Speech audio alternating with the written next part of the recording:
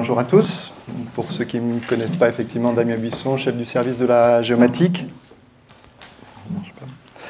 Et accessoirement co-animateur du club de la géomatique. Donc je rejoins tous les discours qui ont été faits là précédemment pour vous remercier déjà. Ça fait chaud au cœur de voir une salle bien pleine comme ça. De l'intérêt que vous avez en tout cas pour cet événement dont c'est la 4e édition. Donc comme chaque année, je prends aujourd'hui ma casquette de porte-parole du club pour vous faire un petit bilan de ce qui s'est fait cette année. Je vais juste prendre un petit quart d'heure de votre temps, j'essaierai de ne pas être trop long, il y a pas mal de choses à voir aujourd'hui. Alors au niveau du sommaire, l'Esprit Club, alors un petit rappel sur les grands principes du club, avec ce que j'appelle l'Esprit Club, qui est à mon sens identique à l'origine. On a voulu ce club très participatif, enfin bref, je vous en dirai un mot. En tout cas, depuis la création de celui-ci, je pense qu'on n'a pas trop bougé nos lignes sur ce point. Ça fait 4 ans qu'on s'est lancé dans cette aventure, donc je voulais souligner quelques points d'intérêt ce matin avec vous, quelques chiffres, quelques points qui me semblaient judicieux d'évoquer à nouveau pour ceux qui ne sont pas trop dans le cercle, on va dire. Un petit focus sur l'année écoulée, avec les faits marquants. Ce qu'on n'a pas eu le temps de faire, ce qu'on a eu le temps de faire par rapport au programme qui vous avait été évoqué l'année dernière à la même époque. Et puis, en finale, rapidement, ce qui a été identifié comme action et comme originalité pour l'année prochaine. Voilà, pas très original, mais il se veut concret et efficace, ce planning. Ok, l'Esprit Club. Alors, je me répète un peu tous les ans, mais le club... c'est avant tout défini par le fait d'être un réseau d'acteurs. Un réseau est un ensemble d'éléments de même nature reliés les uns aux autres. Et pour moi, il y a 4 critères principaux qui définissent un réseau. Je vous les ai remis là. Un ensemble d'acteurs indépendants les uns des autres.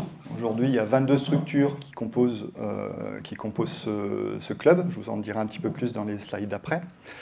Une appartenance fondée sur des compétences, valeurs et objectifs communs. Bon, voilà, il n'y a pas photo, on est tous autour de la géomatique. Des relations de coopération libres et volontaires, à savoir que toutes les réunions et toutes les animations qu'on propose sont basées vraiment sur le volontariat et que ça dépend vraiment de l'actualité de chacun, on va dire, et du besoin. Il y a des structures qui viennent pour prendre de l'information, d'autres en donner. Et on est vraiment sur, comme on l'a dit à l'origine, des notions vraiment d'échange. Et puis des contributions réciproques, une mise en avant de ce que j'ai appelé l'intelligence collective.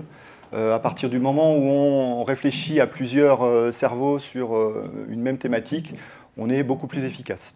Donc c'est un petit peu l'axe qu'on s'est fixé ces dernières années en tout cas. Donc voilà, l'objectif du club, il n'a pas bougé. Animation d'un réseau technique. Je rappelle qu'il est complètement informel et que ça marche très bien depuis le début comme ça. Mieux se connaître, valoriser les coopérations, communiquer, échanger et valoriser surtout nos actions. Je tiens à souligner quand même que le bon fonctionnement qui est constaté ces dernières années est vraiment du ressort de votre fait. Et je voulais vous remercier tous vis-à-vis de ça. Tout le monde joue le jeu depuis le début de ces échanges un petit peu informels et c'est peut-être pour ça que ça marche. Donc un grand merci à tous. 22 membres actuels, je vous ai remis tous les logos là. Alors pour rappel, on est organisé en 5 collèges, les associations, les instituts de formation, les autres établissements publics, administration, 5 et sociétés privées.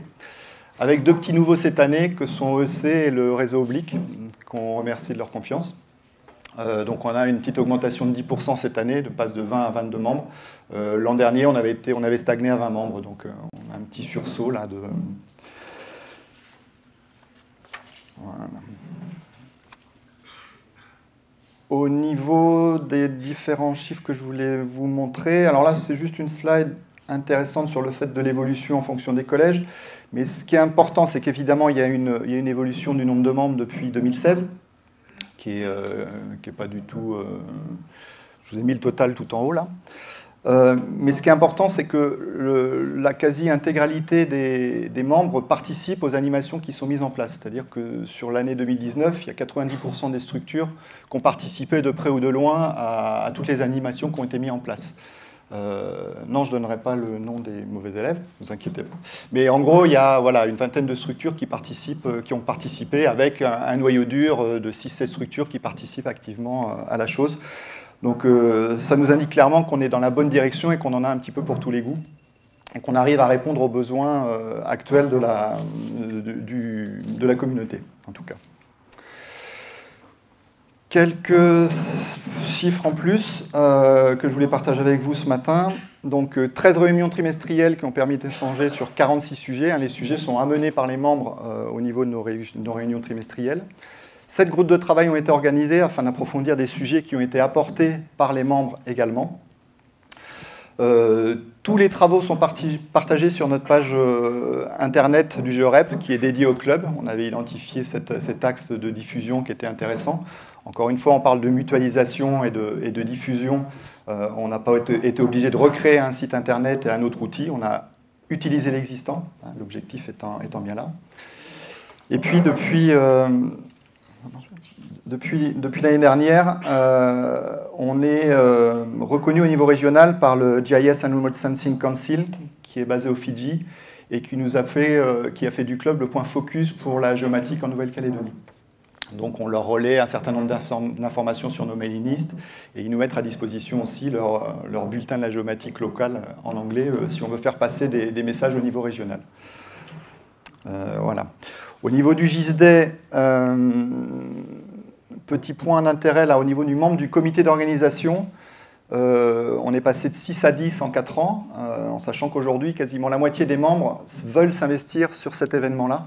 Donc c'est un indicateur qui est à mon sens intéressant. Quand je dis investir, c'est soit participer financièrement, soit participer au comité d'organisation de ce GISDE.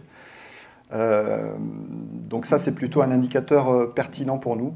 D'ailleurs, tous les logos que vous verrez, je ne les ai pas cités, mais tous les logos que vous verrez dans tous les documents sont les fameux 10 partenaires qui co-organisent ce GISDE.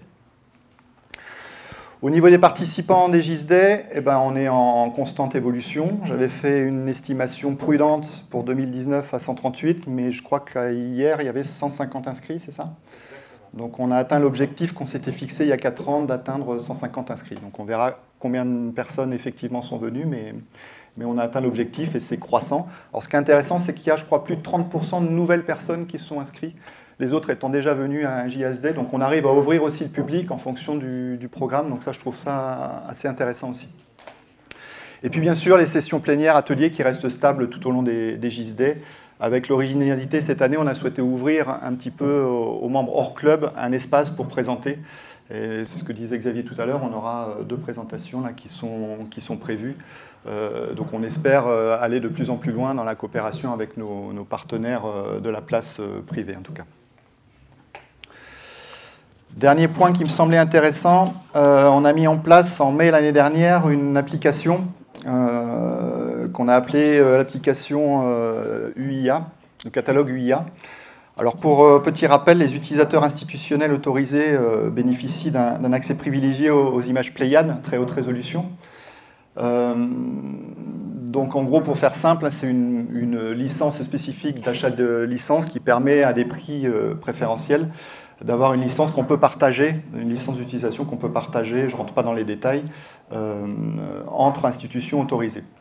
Donc l'idée, c'était d'avoir cette vision un petit peu, là on est sur le partage, une vision partagée de l'existant en Nouvelle-Calédonie de manière à ne pas racheter 10 fois les mêmes données.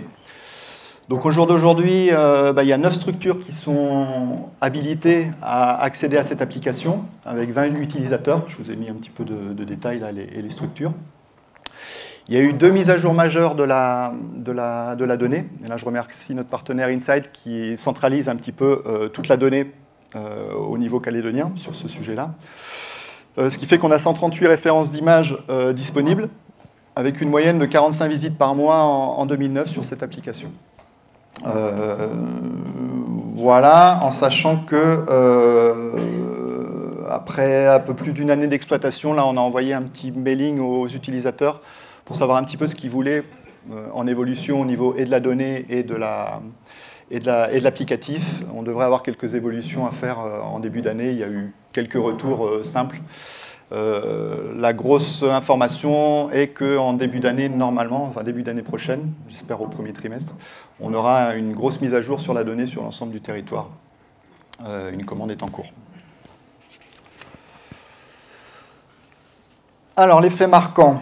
En rouge, je vous ai mis les groupes de travail qui ont été organisés. À savoir, en début d'année, on a eu un travail sur l'ouverture des infrastructures de données spatiales qui s'est déroulé en deux temps. On s'est réunis tout d'abord entre géomaticiens pour savoir un petit peu quels grands axes vers quels grands axes on s'orientait au niveau de nos infrastructures. On s'est rendu compte qu'on avait vraiment besoin de nos collègues des infras, donc on a fait une deuxième collecte d'informations et d'échanges sur le sujet. Ça nous a permis de voir qu'on avait quand même pas mal de choses en commun. Je vous rappelle que si vous n'avez pas encore accédé aux résultats de ce groupe de travail, tout est disponible sur le GeoRep, sur la page que je vous ai mis en lien tout à l'heure. Vous trouvez aussi également les bonnes pratiques au niveau de l'animation de réseau. Ça a été le sujet de notre deuxième animation au mois de mai, où là encore on a pu partager les différentes animations et prendre des idées des uns et des autres. Mode d'occupation du sol qui était prévu en juillet a été swappé avec l'atelier de l'Arte Geodev NC qui a été lancé en juillet sur le mode d'occupation du sol. Donc là, ça nous a permis, entre autres, d'ouvrir un petit peu les perspectives et d'ouvrir aux non-membres du club pour travailler éventuellement, enfin en tout cas c'est ce qui est prévu. Marc en parlera peut-être tout à l'heure sur un cahier des charges au niveau territorial. Ce qu'on n'a pas eu le temps de faire, objectif de développement durable et technologie spatiale, malheureusement, mais à culpa, je n'ai pas dégagé assez de temps pour faire ça, donc on décale au mois de premier trimestre, j'espère, de l'année prochaine. Vous aurez une présentation ce soir pour ceux qui sont là au niveau de la COPE régionale qui vous donnera quelques infos sur ces objectifs de développement durable. Au niveau des réunions trimestrielles, donc une réunion en province sud en début d'année, alors en général c'est mars, juin, septembre, quelque chose comme ça. Originalité cette année, il y a eu la thématique des drones qui a été identifiée pour la deuxième réunion technique. Et il y avait tellement de sujets sur ce drone-là qu'on a décidé de créer un GT drone à part entière qui est animé notamment par la mairie de Nouméa et la province sud. Ils sont très dynamiques sur cette thématique-là, donc un grand merci à Hugo et Mike pour leur travail sur le sujet. Et il y a eu un premier GT drone organisé en fin août sur le sujet. Et il y en aura d'autres, il y a déjà des pistes de travail pour l'année prochaine. Voilà, et puis le fameux JSD. Alors, toujours encore une fois, la troisième réunion trimestrielle est toujours en province Nord. Donc la province Nord nous accueille avec plaisir à chaque fois au mois de septembre, donc ça a eu lieu aussi cette année. Et puis le JSD, où on travaille avec toute l'équipe dont j'ai parlé tout à l'heure depuis le mois d'août sur le sujet. Donc voilà, donc entre mars et novembre, c'est assez intense. On s'est réservé les vacances scolaires pour souffler. Pour l'année prochaine, pour finir rapidement, donc le groupe de travail, j'en ai parlé sur l'objectif de développement durable et technospatial. Un groupe de travail que j'ai identifié mais qu'il faut valider en début d'année avec le groupe, ce sont les outils de collecte de données terrain.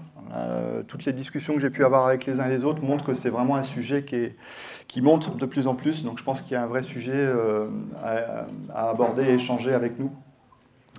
Notamment nous au gouvernement, on commence déjà vraiment aussi à voir ce genre de besoin qui pointe le bout de son nez très, très dangereusement, on va dire. On participait bien évidemment à l'élaboration du cahier des charges commun MOS avec l'Arte Geodev NC.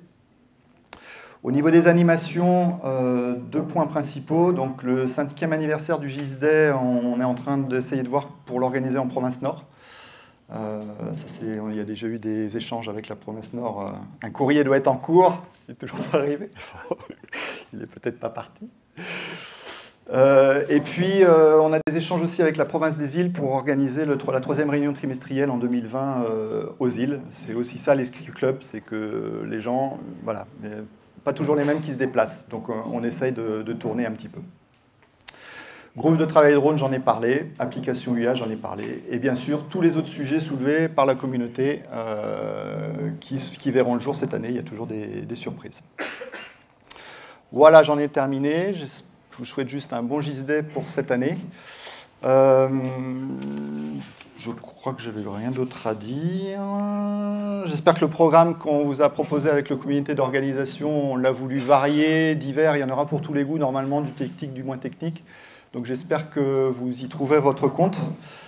Et puis je vous ai mis une petite citation que j'ai trouvée qui me semblait sympa, qu'on aurait même pu prendre pour notre slogan. Si une image vaut 1000 mots, une carte en vaut 10 000. Je pense que ça reflète bien cette journée. Voilà.